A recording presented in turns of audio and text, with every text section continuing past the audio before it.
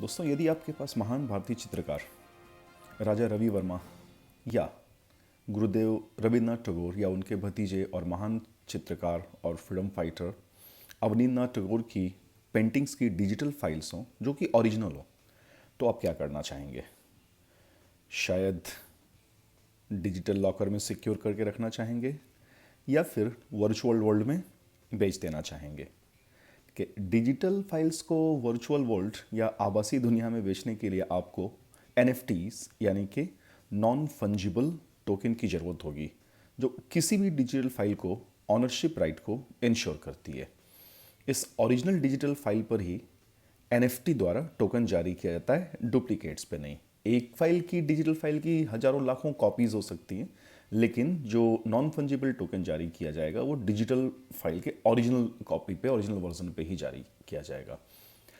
ऐसी ही एक पेंटिंग की डिजिटल फाइल जो कि वास्तव में राजा रवि वर्मा की पेंटिंग है, इसे नीलाम किया जा रहा है। सिंगापुर की एक ऑनलाइन कंपनी राजा रवि वर्मा के दो महान कृतियों को एनएफटी संस्करण के जरिए नीलाम कर रही है। 17 से 20 फरवरी के बीच उनकी दो paintings the coquette and reclining Nair lady को नीलाम किया जाएगा। नायर लेडी के इस पेंटिंग को उन्होंने 1902 में बनाया था और इसे क्रिप्टो करेंसी के जरिए खरीदा जा सकता है। शायद आप खरीदना चाहेंगे, पता नहीं, नीलामी में तो बहुत महंगा पड़ेगा शायद। बताता चलो कि राजा रवि वर्मा महान भारतीय चित्रकार हुए जिन्होंने अपने आप को किसी बंधनों में नहीं बांधा और उन पर यूरोपीय चित्रकला शैली, विक्टोरिया एज की चित्रकला शैली का भी प्रभाव रहा, जिसकी वजह से उन्हें कुछ स्वदेशी चित्रकारों जो विशेषकर स्वदेशी आंदोलन के दौरान हुए, जैसे कि अवनींद्रनाथ टैगोर, उन्होंने इनकी चित्रकला की शैली को खारिज कर दिया, यह बोलते हुए कि उन पर यूरोपीय चित्रकला शैली का प्रभाव था। ये बात सही है।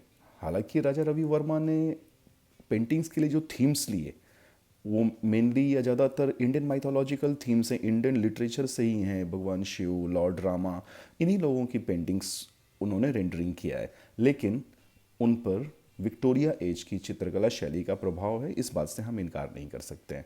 इसकी एक वजह यह है कि राजा रवि वर्मा ने कभी भी अपने आप को राष्ट्रीयता के बंधनों में नहीं बांधा, यानी कि थे तो वे विशुद्ध भारतीय ही, लेकिन कला को वो क्षेत्र विशेष तक सीमित नहीं रखना चाहते थे। इसीलिए उन्होंने यूरोपीय चित्रकला शैली से भी प्रेरणा ग्रहण की और उनकी चित्रकला शैली पे यूरोपीय प्रभाव भी स्पष्ट रूप से नज़र आता है।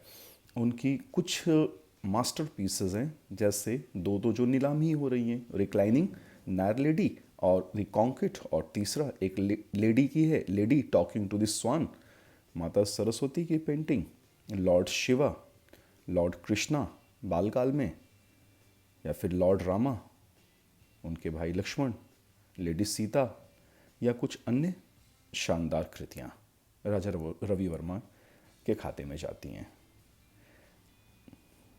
आज के लिए इतना ही दोस्तों।